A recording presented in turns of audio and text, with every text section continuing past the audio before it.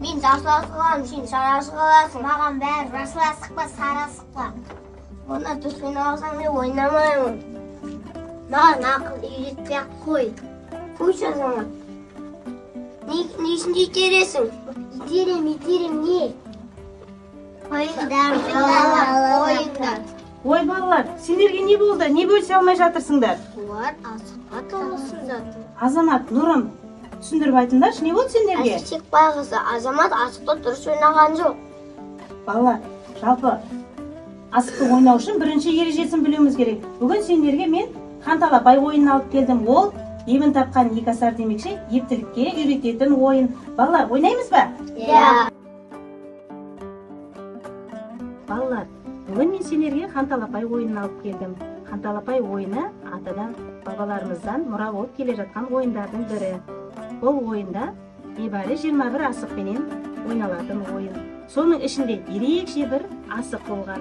Ол асық хан асығы деп аталады. Осы хан асығы кімге бірінші болып түссе, сол бірінші ойынды бастайды.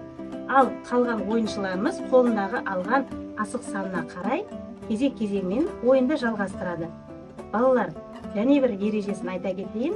Ол ойында ойнап отырған бала сөйлеп қойса, ойын тоқтатылып, ойын келесі балаға беріледі. Және де бірінші мүмкіндіктеріңізді жіберіп қойсаңыз, екінші мүмкіндік беріледі. Ол кезде бірақ сіздер не сұраққа жауап бересіңдер, болмаса тапсырма орындайсыңдар. Ойын шарты түсінікті болды ма? Иә. Жарайсыңдар. Олай болса, талапай-ау, талапай, табылды ойын алақай деп мен ойынды бастаймын. Сендер талапай деп асықты жинап аласыңдар. Олай болса, бісміллах деп ойынымызды бастаймыз. Талапай-ау, талапай, табылды ойын алақай. Кәне, балалар, қолыңыздағы асықтарыңызды санай қойыңдар. Кімге неше асық түскенін? 3. Нұрымға хан асығы түскен екен. Және Нұрымда 5 асық. Хан асығының өзі 5 ұпай болып есептеледі. Демек, Нұрым бүгінгі ойынды бастайды. Ендеше балалар, ойынды бастаймыз. Асық қай дәрежеде түссе, сол дәрежедегі асықтарды бір-біріне шертіп аламыз балалар. Асық көк түсті.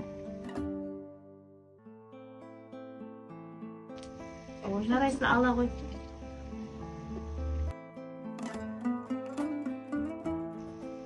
Ала қой. Ой, келесі асыққа тек кетті, Нұрым.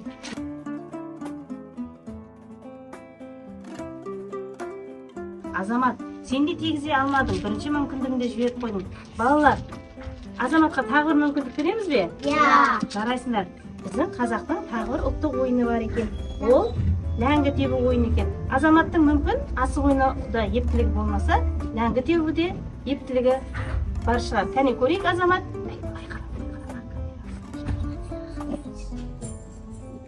Кәне, байқап көрейік. Ой, жарайсың. Азамат, бір рет болса да ләңгі тебуді біледі екенсің. Барлықтарың асықтарыңды алдыңызға шығарып, нешеу екен санаңдар. Бүгінгі қанталапай ойынын жеңімпазын анықтайық. Кәне, тез-тез санаймыз, балалар. Ануарда 3 асық алған екен, Азаматта 7 асық бар екен. Нұрымда 11 асық бар екен. Ал Ернұр, сенде неше асық бар? 4 асық бар екен. Ажарда 6 асық бар екен. Демек, бүгінгі қанталапай ойынның жеңімпазы Нұрым болды. Оған қошемет көрсетеміз, балалар. Азамат, көрдің бе? Сен бостан-босқа Нұрымменен жағаласқан екенсің. Нұрым болсын, кешір, менікі дұрыс болмады, жарай кесірім. Көрдіңдер ме, балалар?